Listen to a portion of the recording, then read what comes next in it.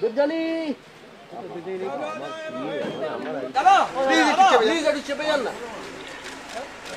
please, choice, chepe jan.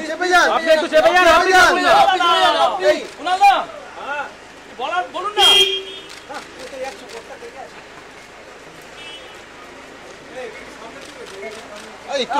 একটু সামনেটা guard করলে অসুবিধা, একটু গার্ড করলে প্রবলেম।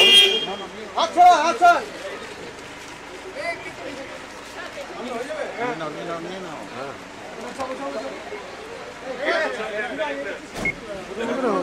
ওকে নামিয়ে দেবো।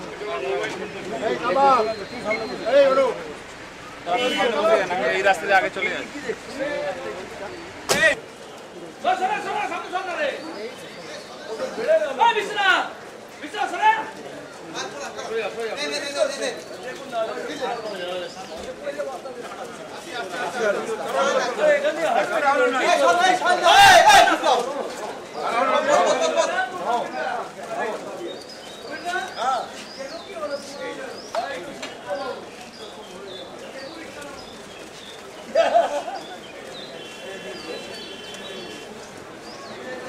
দেখুন, আমরা প্রথমেই যে পয়েন্টটাতে হার্ট করেছি সেটা হচ্ছে যে এই যে অনারেবল অ্যাপেক্স কোর্টের যে ডাইরেকশন, সেখানে ট্রান্সফার অফ কেসের কথা বলা হয়েছে।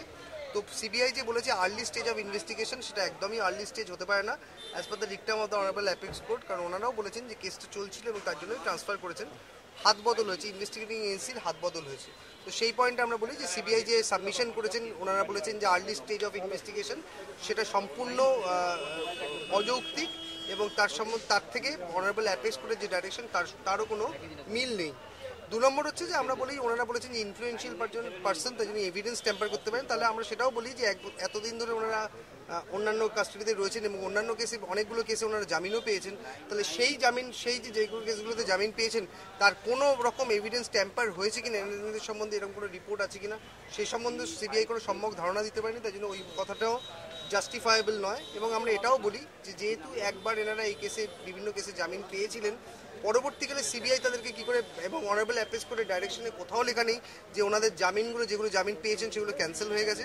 তো অর্থাৎ যেগুলো জামিন ছিলেন ওনারা, তারপরেও আবার সিবিআই সেই একই কেস, সেই যে 56টি কেস, তার মধ্যে অনেকগুলোতে ওনারা জামিনে ছিলেন, সেই ওই কেসগুলোর মধ্যেই আবার নতুন করে ওনাদেরকে কাস্টাডিতে নেওয়া, এবং সেটা আদৌ কোনো আইনসম্মত ধারণা আছে কিনা সেই সম্বন্ধে, এবং আইনি দিক পর্যালোচনা আদৌ হয়েছে কিনা এই সম্বন্ধে। তো আমরা এই পয়েন্টগুলি আদালতের সামনে তুলে ধরি। যদিও মাননীয় আদালত 7ই জুলাই অবধি ওনাদেরকে জুডিশিয়াল কাস্টাডিতে পাঠিয়েছেন এবং আমরা পরবর্তীকালেও এই পার্টিকুলার জায়গাতে আইনি বিশ্লেষণ করব। 3 জন